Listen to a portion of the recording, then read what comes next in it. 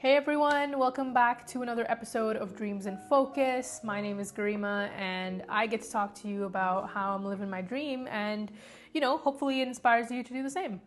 So today's episode is interesting because I was thinking about what the topic would be and I was kind of split-minded about two really core topics. And I figured, you know what? I'll do both of them and I'll start off with one and then I'll transition into both and then that'll be the episode. So the first bit is going to be the top 5 essential skills in the film industry. I feel like this is an important topic to discuss because this is just talking as a whole, a general umbrella of what qualities would make you look a good worker. So, keep that in mind. I'm not saying that these are the only 5 skills. I'm aware that there's so many other, criterias and little things that people can be talented in and find a skill in, but I'm not going there today. So without delay, let's get started. Skill number 1. Skill number 1 is punctuality. Now, your punctuality goes a long way. Everything in the film industry is so based on schedules that it's just almost like embedded in you from day one to be arriving on set on time. If you work in film, you've at least heard the saying before of early is on time is late, and late is unacceptable. That's sort of like the rule of thumb in film. So oftentimes what will happen is you'll have a call sheet which will give you the breakdown of the scenes and what you're shooting. And then you just beneath that will have the different departments. And those different departments will have what we call a pre-call. And the pre-call is what your timing would be if you're from that department. And because I work in the camera department, my pre-call could be anywhere from 30 minutes to an hour, depending if we're shooting outdoors or if we're in studio, if we're interior, exterior, like there's so many variables, but you generally have a pre-call before everybody else arrives on set and you begin to shoot, so you can prepare the equipment and get the gear ready and all of that stuff. So what I would do is, let's just say if my call time is 7:30 in the morning, I would show up 30 minutes before that. So I'd show up at 7. Being punctual is a good skill overall. Yes, I feel like in any field it's a good skill, but specifically in film because it just, like I said, everything is so dependent on time. It helps with that, and also it helps the people around you really see that, you take your job seriously. You're somebody that they can depend on. You're somebody that's reliable. You're somebody that takes this work in a serious way, right? Skill number 2 is network. Now, this is probably the biggest skill that I feel like you need if you want to be in film or if you want to be sort of like successful in film, because so much of how you move in this space is based on the network base that you build. And what I mean by that is like, it's so important to go out there and socialize, not just for the aspect of like building genuine friendships and people that you meet throughout the work, but I see a lot of people that will get hired after they have gone to an event and they've interacted with somebody, and then that person's like, oh, like you do such and such, well, I got a thing going up next weekend, like you want to come to that? And it's just the nature of the job in a sense. People that you connect with go a long way in how consistently you work, how often you get hired, and almost like the longevity of your career in a sense. I know some people who have the one team, and that one team is always working, or that one person is always getting jobs and they're always working with that person, and they've been working like that for like 15 years. And then I know people like myself who kind of have a bit more of a network base with like different people, more contacts. I don't mind socializing with people, so I feel like it kind of works in my favor. And you get hired that way too. You kind of branch yourself out, or you keep to like the same people. So it can work either way, but networking is important because so many people, I feel like, don't get the full kind of jobs that they're seeking because their network base is so small. So if you want to be successful in the film industry, work on networking, work on going out on events, maybe if there's like any industry parties or social kind of things that happen. That's a good way to start, you know? So yeah, that's skill number 2. Skill number 3. Skill number 3 is attitude. Attitude is an important skill to learn and have in the film industry because, and let me just clarify, I'm not talking attitude like you got to be positive and you got to be kind. Like, yes, you should always be positive and you should always be kind. But I'm talking about your attitude when you're not even like speaking, in a sense, you know? It's almost like your energy and how you kind of present yourself, how you show up at work. Are you somebody that is difficult to work with? Are you somebody that is not supportive? Are you somebody that's stubborn on set? Are you somebody that is not teachable? Are you somebody that can take instructions well? You know, when I started off as a trainee, that's like oftentimes known as like the bottom position or the bottom of the barrel. So it's like, you got to be open to criticism. You got to be open to learning. You got to be open to every single person giving you their opinion. And you just have to kind of keep, you know, a composure, and you have to kind of be like, okay, copy that and work that way. So having an attitude that is collaborative is really essential, along with being kind and pleasant on set, because you want to be able to show these people that, hey, I'm showing up to work, I want to make your job easier, but I also am here to do my own thing, and I would love to learn, and I am taking this as an opportunity, and this matters to me, right? So, and people can sense that. Like, there's people that observe you on set all the time. I feel like I get observed on set all the time too. So it's like, it's in your body language, right? Like, how do you react when difficult situations arise? What's your attitude when, you know, suddenly you have to troubleshoot something on set and all eyes are on you? Are you somebody that's panicking, or are you somebody that's able to kind of be like, okay, I have a suggestion, or I know what to do, and you're able to kind of like talk to your team and problem solve together. So I think attitude is an essential skill. A lot of the times I feel like you might, at least for me, I feel like there's people that I meet who sometimes have like a positive attitude, and they're like, yeah, this is what I want to do, and film is great. And sometimes people are like, no, like this is just like a stepping stone. And it shows in their work because they're not as like, just almost like present, I want to say. Like, they're not as present in how they do certain tasks, and that shows, that reflects to the rest of the team, because then they're like, okay, well, if this person's not good at this job, how are they going to climb up the ladder and do that job that they're saying that they're going to do, right? So attitude is very essential. Skill number 4, I think. 4. Skill number 4. Skill number 4 is adaptability. Now, this one wasn't originally on my list, but I added it because I just think that when you work in an industry like film and television, there are so many moving parts every single day, and being adaptable is an essential skill, because no matter how long you've worked in the industry, every day when you show up on set, at least one thing probably doesn't go the way that it's supposed to, quote unquote, go.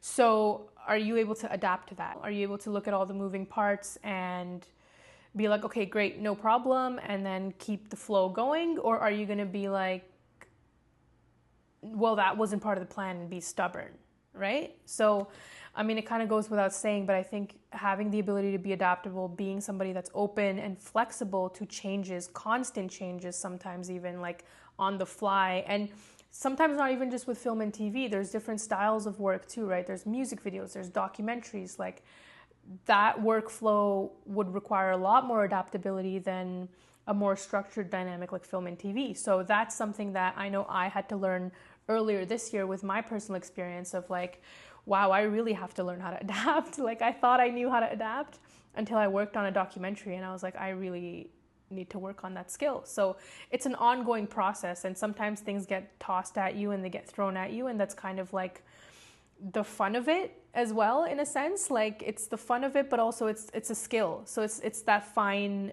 line that you're trying to balance. So adaptability is an essential skill, according to me. And now moving on to our last skill, which originally I was going to put as number one, but I feel like putting it at the end worked because I wanted it to kind of tie into all of the other four that I've said before, and that is confidence.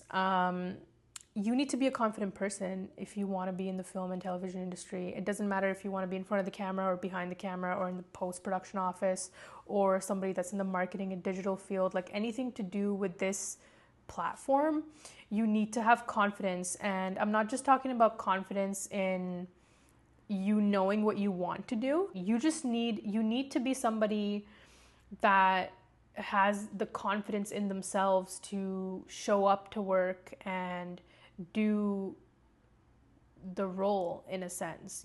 That means like when you're on set, are you confident enough to ask questions maybe when you don't know what to do? Or are you somebody that's going to be quiet and stand in the corner? When you show up to a social event, are you going to be confident enough to go up to those 5 people and be like, hey, I want to, network? Or you're just going to let that opportunity pass you by, right? So confidence really is a key component in all of these other skills that I mentioned before, because I feel like if you're not confident, it just makes things a little bit not difficult, but in a sense like slower. It makes things slower because the people that are confident, they're getting those opportunities, they're getting those networks, they're getting out there and they're cold emailing, cold calling, cold messaging people. And I remember when I first started out, I wouldn't say I was as confident as I am today, right? Like the Garima that I am today, I'm definitely a lot more confident because over the years I've seen how other people have been confident in the right way, and I've naturally started to adapt to that and be like, okay, I need to become like that as well. And that's also a skill that people can learn. So this is something that if you feel like you're somebody that's shy, don't feel like you can't get into the film industry. Like you definitely can. It's a skill that you can work on, right? You just have to kind of figure out how to bring it out in the right moment. When you're on set, you have a question. Are you going to be hesitant to ask? If somebody is going through a problem on set and you know how to solve it, are you going to speak up, or are you going to just stand there and, maybe make all these people waste 20 minutes on set? I think confidence is a good one. And speaking from my personal experience, like I wasn't as confident. I've had moments where I used to carry like a little notebook on set in my little chest pack, and I would write questions. It would be like the simplest questions that I would write down and wait until I'm in the camera truck with my second AC to ask her. And I remember a couple times would be like, just ask me in the moment, because these things happen so fast that you're more likely to learn about these skills in the moment than just like wait all day long after like an 18-hour day when I can't even think straight, you can't even process things straight, and then you're asking these questions. Confidence is a big skill that will make you successful because it not only helps you on set with the technical stuff, but also, it helps people see your light. It helps people see the way that you navigate a set. Sometimes if you want to be somebody that's going to be in a leadership position, having the correct confidence goes a long way, because then other people can be like, okay, this is somebody, she knows what she's doing, or he knows what he's doing. We can depend on this person. This person can lead a team, or they can lead an entire crew. And leading a crew is really hard if you're not somebody that's confident, right?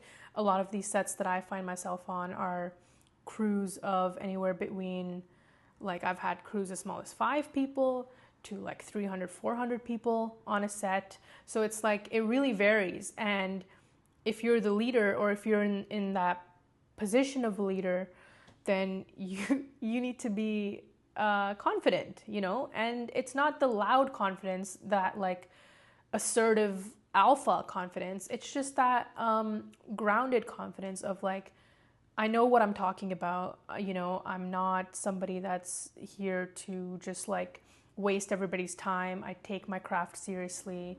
And I know the leaders and mentors that I look up to, they all move like that. They all have this sort of like soft confidence where it's like, they don't really need to yell on set. They don't really need to be loud on set to command respect and attention when they want things done, because that's the kind of confidence that I feel like is the right confidence. I don't know if that made sense, but if it made sense, you guys will let me know. But yeah, so those were the top 5 skills that I think are essential for anybody who wants to kind of get into film. If you have any of these skills, or if you want to start preparing yourself that way, then that's a good start. Now, moving on to something slightly different.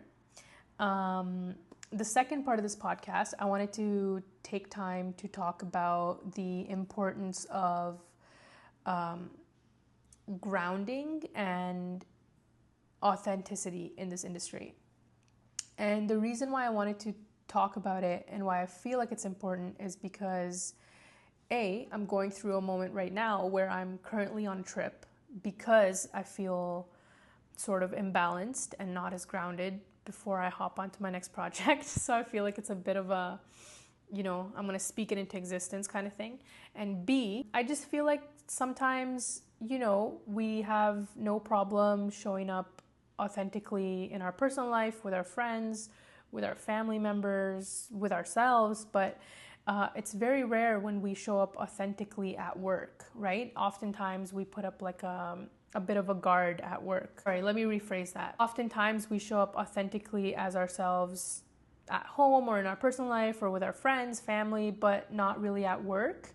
And I know I'm somebody who definitely has always shown up as my authentic self wow, it just got really bright. Anyway, sorry. I know I've always shown up as my authentic self. Why is this important? I think this is an important topic to talk about because I think the film industry has a reputation of often maybe allowing people to, put up this side of themselves that's not really true to who they are. And I am sort of like introspecting a lot lately, and I've been thinking about like my journey in film, also just the future of how I would like my experiences to be formed. And it's this thought of, if I can't be authentic to who I am, the craft that I'm pouring all this energy and effort and time into, that's meaningless in a sense to me, right? Because then when I look back at it, or if somebody talks to me about it, a part of me in the back of my mind is always going to be like, yeah, I wasn't really fully in it, because I wasn't authentically moving in that. And that's just maybe because that's just the type of person I am. And if you're somebody that's listening to this and you also agree that moving authentically is a good approach, then maybe that's for you as well. But I guess the main point that I'm trying to highlight is that I feel lucky that when I've walked onto set, I've shown up as myself. I've done the job to the best of my ability, the way that I naturally, as Garima would do, which has helped me because I actually feel like, yeah, that represents a part of myself, that shows a part of myself, and that's moving in a field where I'm really feeling authentic, And, film people, they spend a lot of time on set. It just doesn't make sense that somebody who spends so much time working in film wouldn't be authentic. And I also wanted to talk about authenticity because I've noticed it's almost become a bit trendy to kind of portray yourself as someone that you're not. And I'm not really sure if that is the correct approach. we spend so much time on set. Like the hours alone are a lot for somebody to be spending on set. But then you're missing birthday parties, you're missing anniversary parties, you're missing family gatherings or holidays and like, special events. And it's just like, would you really not want to be authentic in something that you're spending so much time into and be missing out on so many important areas of your life? It just, like in my head, it just didn't make sense and I wanted to talk about it. So authenticity is important. I think that I'm somebody that naturally gravitates towards people and projects where I can almost sense that there's an authenticity to them. I often look at the people that I surround myself with, like the friends that I've, had throughout the years in the industry that are from the industry. They all are themselves in the space and they're all doing fantastic jobs and they're killing it, So it is possible to be yourself and be successful in this industry. You don't really have to put up this act, put up this front, put up this version of yourself that's not true to who you are. So, if you're somebody that is thinking about that, or maybe that's something that you wonder about, I would highly encourage you to just show up as your authentic self, show up as who you are. And like I said about confidence, let people see your light when you're being authentic. Let people see the kind of unique qualities that you bring to set and to that project and to that job, to that role. And then that makes it its own unique little thing, right? And then the second part about this was the grounding part. The reason why I chose grounding is because A, I'm somebody that grounds myself a lot. And B, I think for somebody who wants to get into film or is remotely interested in the idea of film and television, it's important for people to know that there are so many people and so many energies that you are dealing with in this field that if you are not grounded or sort of like centered internally, you can really get swept up with the chaos. What I mean by that is oftentimes there will be so many things that are happening at the same time. And being centered can be simple too. Do you know all the tasks that you're supposed to get done today? Are you somebody that knows, okay, we're doing exteriors today, then we're going into interiors. Do I have my weather bag? Do I have all the correct additional tools, or do I have backups for everything in case anything doesn't work or anything gets damaged because we're going outside and that's bound to happen or something like that? You know what I mean? Like centering yourself for things that might come up which could throw you off. And also grounding is important for after the fact when you finish a project, because like I said, there's so many energies over the period of you doing a show. And I can speak from my experience when I do long shows, it's only natural that it drains your energy. And how do you ground yourself again? How do you get your energy levels back up again? What are the things that you do to really make sure that your cup is full and then you bounce back into the next project that you're working on, right? Because it's important. It's important to find that balance. It's important to find the gravity in this field and move with intention and to really move with focus and confidence and the correct kind of approach, not just with people, but with the overall collaboration that you're doing creatively as an artist. So yeah, that's it. I think these are just some of the things that I think about sometimes, and I've recently been thinking about the grounding part. And I'm here in LA and today's my first day. Well, at least when I'm filming this, it's my first day. And I can already instantly feel a shift in my energy. I feel like people need to find that.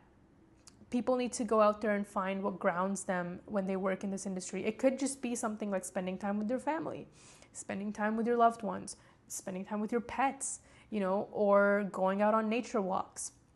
So find moments that ground you, find moments that help release the almost like subconscious stress that we tend to hold on to during shows, which we don't realize until all of a sudden it's done.